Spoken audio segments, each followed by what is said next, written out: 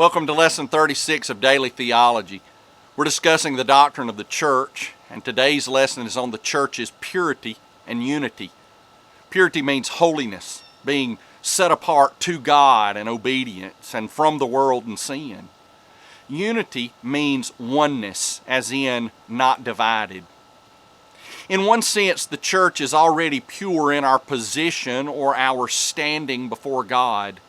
We've been consecrated by God and for God. Even when it came to the immature and sinful church in Corinth, Paul wrote that even they, were sanctified in Christ Jesus, which means that they were set apart and made holy. And then he said that they were called to be saints, which means that they were the set apart or holy ones. And then he said that they were this together with all those who in every place call upon the Lord, meaning it's true of every Christian and therefore of all the church. In Ephesians 5, Paul wrote that Jesus gave himself so that the church would be sanctified, would be made holy and without blemish. The church is also unified in this positional sense. We are one in Christ.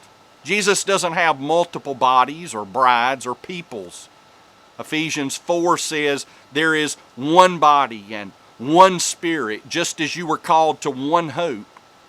Then he says there's one Lord, one faith, one baptism, one God and Father of all.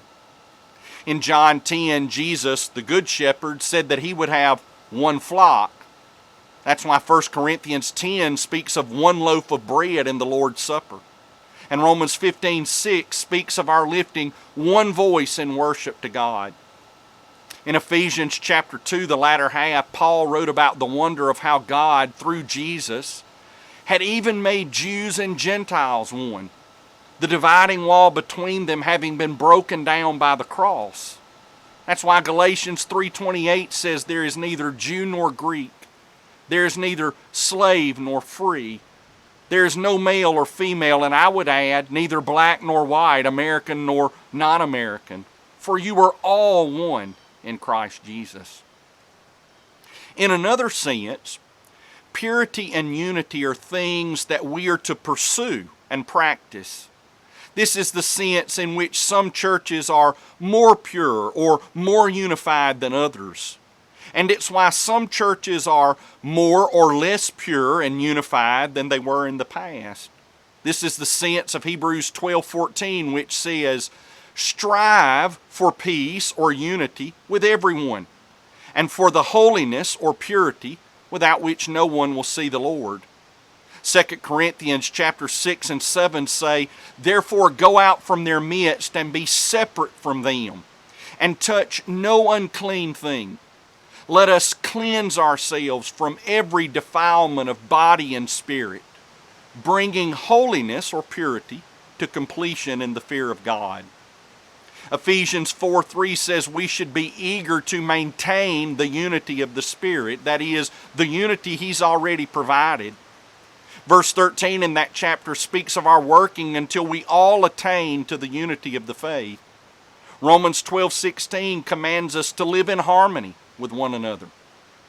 And Jesus prayed in John 17, Holy Father, keep them in your name, which you have given me, that they may be one, even as we are one.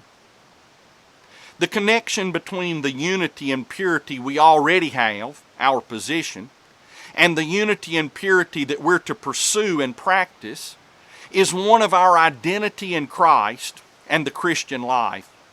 Because of who and what we are in Him, we as His people can and should live and look like Him.